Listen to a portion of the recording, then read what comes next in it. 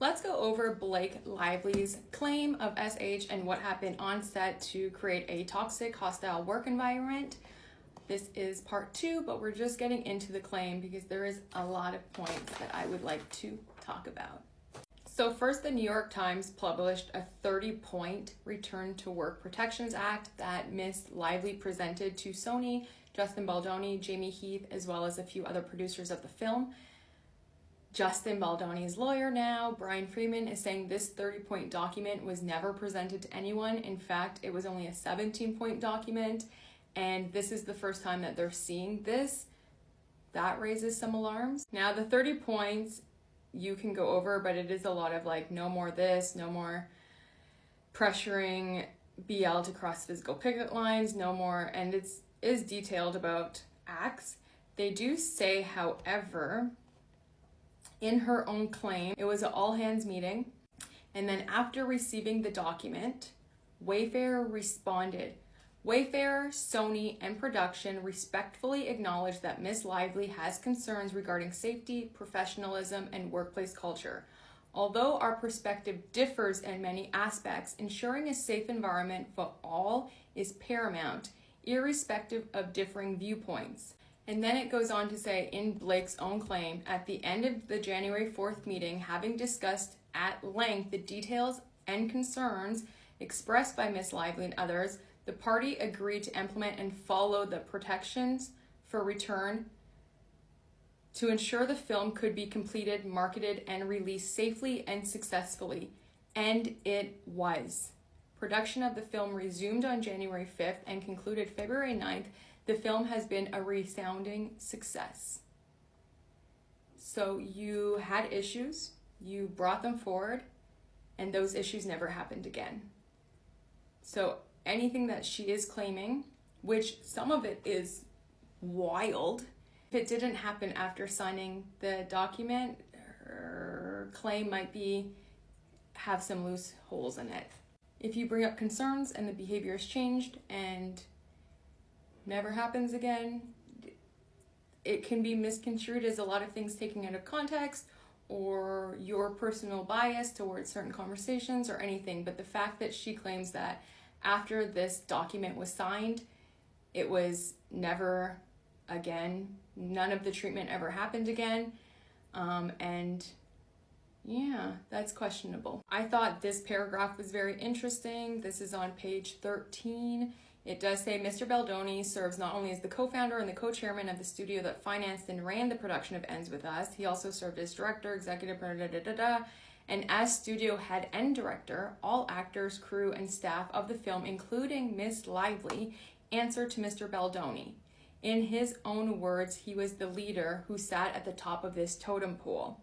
While Sony and the distributor releasing the film, Wayfair was responsible for the production, and Wayfair was led by Mr. Baldoni and Mr. Heath. This paragraph really, I think, makes me think, or makes me want to think, that Blake had no power on set, but now we all know that is true by her own admissions. Even in interviews, she has said that what she did on screen wasn't even close to the amount of work that she did behind the scenes.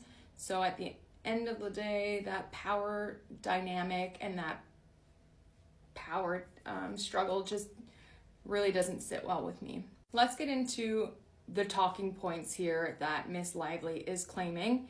On page 14, paragraph 31, it says, without these protections in place, Mr. Baldoni improvised physical intimacy that had not been rehearsed, choreographed, or discussed with Miss Lively, with no intimacy coordinator involved. For instance, Mr. Baldoni discreetly bit and sucked on Miss Lively's lower lip during a scene in which he improvised numerous kisses on each take.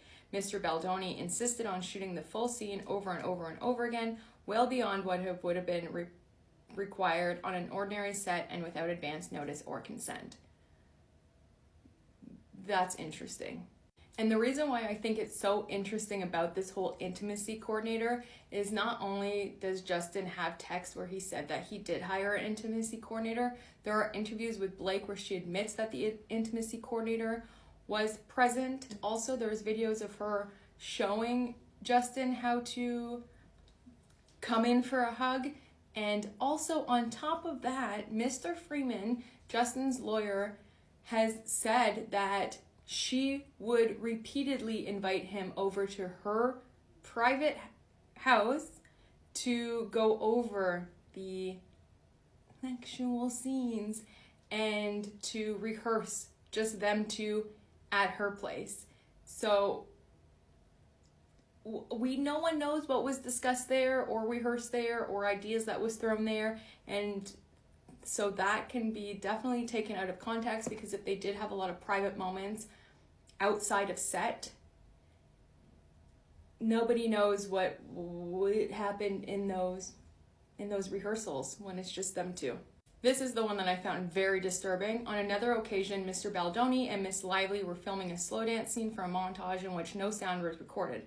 Mr. Baldoni chose to let the camera roll and have them perform the scene, but did not act in character as Ryle. Instead, he spoke to Miss Lively out of character as himself. At one point, he leaned forward and slowly dragged his lips from her ear down her neck and said, "It smells so good." None of this was remotely in character or based on any dialogue in the script, and nothing needed to be said because, again, there was no sound. Mr. Baldoni was caressing Miss Lively with his mouth in a way that had nothing to do with their roles. When Miss Lively later objected to this behavior, Mr. Baldoni's response was, "I'm not even attracted to you." So that one is easy to prove because the cameras were rolling. She says he rolled during the whole take. Show the footage. Period. I mean, show the footage of it and the context in which it was done. And also, maybe his response of "I'm not even attracted to you" is because every step of the way you were making everything so personal. So it could have just been a response. But again, show the footage. Some of these things, again, just sound very, very personal. On another day, Miss Lively wore a low-cut dress to facilitate breastfeeding, but had it covered up with a coat. When the jacket briefly popped open, at one point to reveal the dress, Mr. Baldoni commented on how much he liked her outfit, which flustered Miss Lively. She was all about the wardrobes and all about the costumes and all about looking sexy. If he said that looks good, it really goes to speak like what kind of relationship did they have and when did it pivot and turn to not okay. But also, I don't think that when you're in a professional setting, should you be commenting on a woman's body or outfit or anything.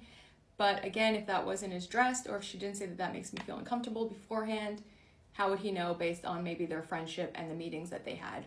It does say in May 29th of 2023, another cast member lodged an SH complaint about Mr. Baldoni. So that will be interesting to see who that was, if that is even true, and if they'll come forward.